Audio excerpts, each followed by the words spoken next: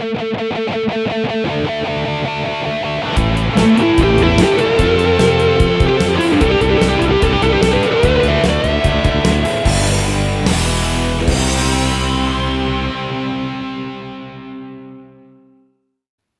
welcome to a new episode of Geek Lunch. I'm your host Chris.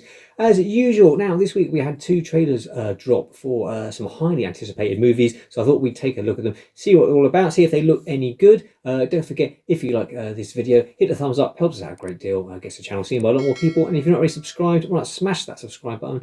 We'd love to have you as a subscriber here at the channel. So first of all, we had the trailer for the Fantastic Four First Steps. Yes, Marvel's first family is finally joining the MCU. The movie hit cinemas 25th of July, directed by Matt Shakman, who did the WandaVision TV show. We've got Pedro Pascal as Reed Richards, Vanessa Kirby as Sue Storm. She's in Mission Impossible, and she was in The Crown, I think, Princess Margaret, I think it was. Joseph Quinn as Johnny Storm. Obviously, we know him as Eddie Munson from the last season of Stranger Things, and Ebon Moss Backrack, which, I mean, if that's not a superhero name already. He's playing Ben Grimm, also known as The Thing. He's obviously from the Bear series that you can see on Disney+. Now, this is like the third iteration of the Fantastic Four that's been brought to the big screen. The fourth, if you include Roger Corman's version, which was never actually released. And Marvel will be hoping that this does a big business for them. And from what we see in the trailer, I would say there's definitely the potential for that. So we can see from the trailer, it's set in a sort of retro, futuristic 1960s. Now, this would seem to be a different multiverse to what we're used to with the MCU, which obviously explains why the Fantastic Four haven't been around during events for the previous movies, and why their technology is so advanced for the 60s. And the trailer shows us a lot of things. If you're familiar with the Fantastic Four, we've got Herbie, the robot, who was introduced in the cartoon, which I remember watching as a kid and loving. There's the Fantastic Car, or it looks like it might be like a forerunner to the Fantastic Car. It's got a great retro design. The actual flying car from the comics and the cartoon is a sort of much more simpler design, but apparently that was shown in some footage that was shown at a convention last year, which wasn't released online. So yeah, we should be getting that as well. We see the Baxter Building as well, when the Fantastic Four hang out. And we get to see parts of their origin. So yeah, I was interested in whether or not this is going to be an actual origin movie where we would get their origin at the beginning of the movie. So for the general public, their origin's probably not a sort of well-known, a bit, Spider-Man. You don't need to show his origin now. Everyone knows he got a bit of a radioactive spider. Things like Batman. Everyone knows his parents died. And he become this vigilante. With Superman, his planet blows up and he comes to Earth. Everyone sort of, the public, general public, know those. Fantastic Four, maybe not so much. So I think from the trailer you get this, this TV footage showing them going up in the Marvel One, the rocket, and where they get hit with the cosmic rays that give them their powers. So from that, I reckon in the movie it's going to be told maybe in like a montage, like with that TV footage, or maybe even done in sort of little bits of flashbacks to give us more information on where they came from, which I think is a great idea, rather than just giving us that whole origin story. Because I was quite surprised when the trailer starts and you pretty much just get the Thing straight away cooking in the kitchen with Herbie, and I thought, oh okay, they're just they're going straight into it. We're not getting a sort of build up to this is how this is how they got their powers, which I think is a good thing. It means we can just get straight on into the movie, start with the action. You can fill in a little bit of backstory later. I think it's a good idea. And of course, the big bad is introduced right at the end of the trailer. We get a lovely shot of Galactus just from the back to his helmet, just sort of looming over the Statue of Liberty. I see some people online have been moaning, funnily enough, as always, about Galactus's size, but he can change size. So he can become this huge, massive world devourer, or he can become the size that we've seen in the trailer. So I don't have any issues with that. Ralph Ineson is providing his voice. We don't get that in this trailer. It's just a teaser. It's a minute and a half. Just giving us a flavour. We'll get a full trailer in a few months' time. There's also a brief shot of John Malkovich looking all raggedy with long hair and a beard. We don't know who he's playing yet. There's lots of speculation on the internet as to who he is. I'm not going to get into all that. We had that before. What with WandaVision, with or who's he playing? It's Mephisto, and it turned out to be no, it's just a boner joke. So I'm not going to go into all that. Absent from the trailer is Julia Garner as Shalabao, the version they're going with of the Silver Surfer in this movie. Again, when we finally get to see her, I'm sure people on the internet will complain that they've gone with a female version of the Silver Surfer, even though she's in the comics, instead of going with Norrin Radd, the sort of more well-known male version. They're keeping her under wraps for now. I expect her to turn up, in the next trailer as well. And conspicuous by his absence is Doctor Doom, one of the Fantastic Four's most famous villains, and we know that Robert Downey Jr. is going to be playing him. I suspect if he is in the movie at all, it will be a cameo, maybe even in the end credit sequence. We've got Avengers Doomsday coming up next year. I think that we will get him before that. It will be odd to have this big massive villain, and the first time we see him is in Avengers Doomsday. Obviously with Thanos, he popped up at the end credit sequence of the original Avengers movie, then popped up again, I think it was Age of Ultron, and then actually had a proper scene where we got to know him a little bit in Guardians of the Galaxy. So then when he turns up at the beginning of Infinity War, you know who he is. Otherwise it would have just been this big purple, big chinned guy turning up. You'd been like, who the hell's that? But we get to know him. So it wouldn't surprise me if we get Doctor Doom turning up at some point in the Fantastic Four movie. I think the tone of the trailer is great. I love the retro futuristic, that whole 60s vibe. The costumes look good. Again, people are moaning about the animation on Ben Grimm. I thought he looked fine. The thing that bothered me a bit more was that they've just gone with Ebon Moss-Backrack's.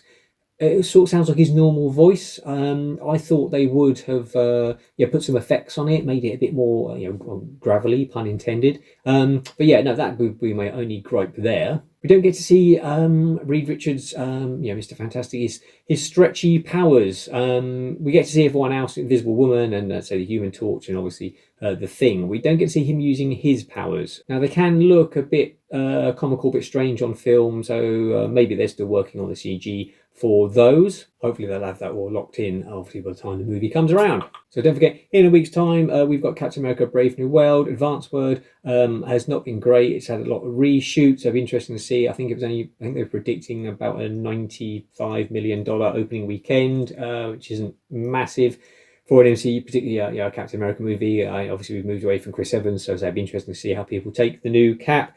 Thunderbolts 2nd of May, that does look like a lot of fun. Looking forward to that. And then obviously Fantastic Four First Steps 25th of July. So we've got 3 big Marvel movies coming in this year, and then obviously leading up to Avengers Doomsday, which is the 1st of May next year. So after Deadpool and Wolverine raking in over $1 billion last year, Marvel will be hoping the Fantastic Four really reignites their box office, and obviously this phase has been a bit lacking, except for the obvious Deadpool, Wolverine money. So it's got the potential this to be huge. And from what we see in the trailer, it looks like it's on the right path. And then next up we have the trailer for Jurassic World Rebirth dropped as well, and this is much more not so much a teaser trailer, actually a sort of full 2.5 minute trailer, which was great. The film drops 2nd of July, directed by Gareth Edwards, who I absolutely love, who did Monsters, Godzilla, Rogue One, The Creator. He's done some great films, and he brings them in at quite a small budget, so easy to see why they've gone with him. And the film stars Scarlett Johansson as Zora Bennett, who's a covert ops expert apparently. Rupert Friend, who's playing a guy called Martin Krebs, who's a pharmaceutical rep. Jonathan Bailey as Dr. Henry Loomis. He's a paleontologist, and you sort of get the vibe from the trailer. He's very reluctant, and probably quite rightfully so, to go along on this adventure. Mahershala Ali as Duncan Kincaid, who's the leader of the expedition. And then Manuel Garcia Rolfo as a guy called Ruben Delgado. He's a guy who's on a boating expedition with his kids that capsizes. So it seems they're the sort of outsiders to the expedition who end up having to go along with them. And a Jurassic Park film, they're always going to throw some kids in peril. So with the synopsis from the website, it says 5 years after the events of Jurassic World Dominion, the planet's ecology has proven largely inhospitable to dinosaurs. Those remaining exist in isolated equatorial environments with climates resembling one in which they once thrived. The 3 most colossal creatures across land, sea and air within that tropical biosphere hold in their DNA the key to a drug that will bring miraculous life-saving benefits to humankind. Yeah, so basically what they've done, it's sort of a soft reboot after the sort of bloated mess of Jurassic World Dominion, which could have been a really good idea. You've released dinosaurs into the world. Yeah, that's a fantastic setup. Instead of going with that, they went with locusts, genetically enhanced locusts, and sort of dinosaurs took a back seat. Which is a real shame. I really wanted to see that angle of dinosaurs and how people are interacting with them. Now they're sort of part of the world at large. Now, so what they're doing is they're going back to like an island setting, much like the first film. And yeah, they've said it's going back to, they want to make it scary like the original. They've brought in David Coep, who was the co-writer of the script with Michael Crichton of the original. So he's written this one. And as I say, from the description, they've got 3 different dinosaurs they need to get the DNA from. One's a land dinosaur, one flies around, and one's in the sea. So it's almost a bit like side quests in a video game in that fashion, I would say. And ask me, I like the look of the trailer. I like the Jurassic Park films. I know this is the 7th movie in the franchise. I like all of them to one degree or another. There's sequences, even the ones Lost World. I'm saying Dominion. There are still sequences in there that I like, even though I maybe don't like the films as a whole. But this looks much more like an adventure movie / heist movie almost, which I love adventure movies. The fact that they're back out in the jungle, there's looks like some one of the sort of pterosaurs that are trying to get the DNA from its egg. That looks like it's made its nest in some sort of an older temple ruins. Very Indiana Jonesy, very sort of pulp adventure. So I'm all for that. I'm trying to work out in the trailer. They say they've gone to this island, which was where they were doing all the experiments for Jurassic Park, which would indicate that that's Site B, Isla Sorna, which we saw in Lost World and Jurassic Park 3. But I don't know, word on the internet seems to be that it's not that island, and saying they don't actually expressly say that in the trailer. Surely, if it was Site B, they would have said something. And also, I thought sort of the gist in the previous film that island has been cleared out and all the dinosaurs have been put. Was it up in that game, that reserve up in the mountains in Dominion? So yeah, I'm not sure if this is another island entirely. I think it is. I think it makes more sense for the story that it is somewhere new. And David Coep has said that they were using one of the ideas that was thought about for the original Jurassic Park that's in the novel, where they sort of get attacked by a T-Rex when they're on a raft. And sure enough, in the trailer we can see they're on a boat. There's all Spinosauruses and the Mosasaur attacking them as well. I think that looks great. That looks like that could be a really good action sequence. And we see our old friends. You've got the T-Rex, I say the Spinosaurus, the Mosasaur, the Dilophosaur makes an appearance with its big thrill and its acid spitting. And we've got some raptors as well. Obviously, can't be a Jurassic Park film without some raptors. And then we've got this guy who apparently is some sort of mutant dinosaur that's been created. And director Gareth Edwards said it's sort of based on a T-Rex and a Rancor from Star Wars and like the Xenomorph from Alien. So yeah, I've got sort of mixed feelings about that. In one way, it's I love a monster movie, so bring in this great big mutant dinosaur, that would be great.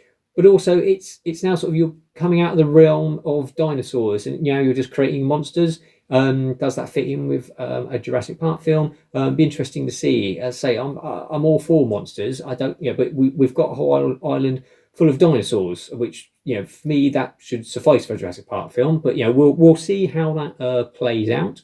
Now, upon watching the trailer, my wife said it reminds me of Jurassic Park 3. Now, obviously, she was making a derogatory remark, but I actually like Jurassic Park 3. Feel free to come at me in the comments below. But I really like it. I prefer it to The Lost World. Yes, the ending is garbage, but then, to be honest, the original 3 movies, all 3 have weak endings. But I think it's a problem because obviously they treat the dinosaurs as animals, not as monsters. So, it's not people shooting at them with guns and things like that. So, humans, you can't have the humans defeating, these, huge creatures. So the films just sort of peter out. It wasn't until Jurassic World come along where they've created an evil dinosaur, and then that's fair game. You can have people with machine guns and rocket launchers and all sorts of things, and sort of the endings of those of the newer trilogy. I suppose they have more satisfying endings in a way because of that. You can have the big slam bang action sequences, whereas the first 3. They say they sort of just tend to sort of trail off and just finish, especially the third one. It just comes out of nowhere where they're just suddenly on the beach and the army turns up. It's a ridiculous ending. But apart from that, Jurassic Park 3, I think, has got some great action sequences. The whole scene in the aviary with the pterosaurs, and of course you've got the Spinosaurus scene, which is great. And as I say, obviously Spinosaurus, looks like there's a whole bunch of them coming back for Jurassic World Rebirth. So yeah, I'm all for that. As I said, this is the the 7th Jurassic Park movie. So you might say, well, we had enough. I mean, the obvious answer is the last 3 all took over $1 billion at the box office. So and that was even with middling reviews. So it wouldn't surprise me if this has got a good second trailer, and if it picks up some good reviews, I can easily see this doing $1 billion again. And it's out like only sort of a couple of weeks before Fantastic Four: First Steps, also potential to do $1 billion. And sandwiched in the middle, you've got James Gunn's Superman, kicking off the new DC extended universe. So yeah, potentially you've got 3 films there this July that could all do $1 billion at the box office worldwide, which would be great. People always lamenting the death of cinema, and COVID sort of hurried it along. But obviously, with Deadpool Wolverine last year, raking in over $1 billion. If a film's there and people want to see it, people will go and see it. So yeah, I hope that all 3 of these movies do big business, and we get more big blockbuster action movies like it. But yeah, that's my thoughts on Fantastic Four: First Steps and Jurassic World Rebirth. What do you think? Let me know in the comments below. Always good to hear from you. So that's it for me. Thanks for watching. Until next time, eat, geek, and be merry.